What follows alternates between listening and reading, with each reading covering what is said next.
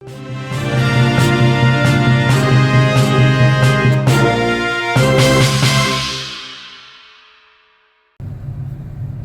warahmatullahi wabarakatuh. Anak bangsa dimanapun berada. 15 Maret 2022, tepat hari ini. Saya perhatikan sudah 2 hari ini teman-teman RT RW bergerak ke DPRD Kota Makassar. Dan hari ini hari kedua menemui ada 3 pimpinan partai atau anggota DPRD dari fraksi Golkar, dari P3 dan dari PAN atau ketua PAN. Ini menarik, RT RW bergerak karena Wali Kota Makassar, Dani Pomanto, mengeluarkan surat keputusan PJ mem-PJ-kan ketua RT dan RW se-Makassar. Kemudian dengan paradigma perwalinya 1 Maret 2022.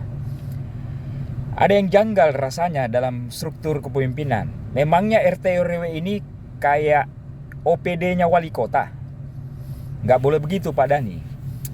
Ini mekanisme politik yang dilakukan ini adalah ya mirip seperti kayak pra-kemerdekaan ini.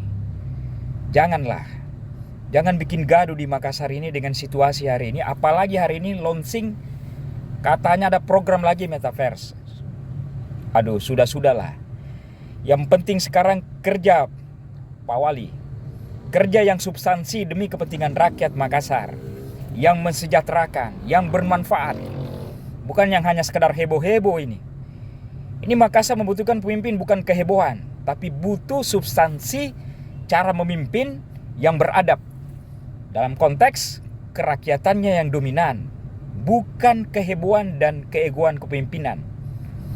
RT RW ini berbahaya dalam sudut keamanan wilayah dan keamanan kota Makassar. Apalagi sudah ratusan RTW bergerak seperti ini.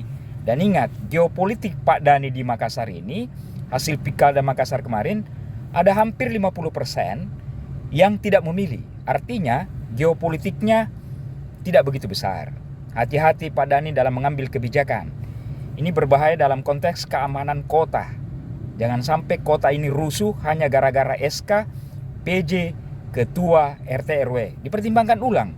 Kalau memang masa jabatannya selesai, ya silahkan pemilu rayanya siapkan. Jangan mem-PJ-PJ-kan sembarangan dengan hanya berasumsi perwali menjadi penguatan. Saya kira cara berpikir, struktur berpikir politik pemerintahan Pak Wali harus dikelirkan ulang. Terima kasih. Kita ketemu nanti setelah ini. Assalamualaikum warahmatullahi wabarakatuh.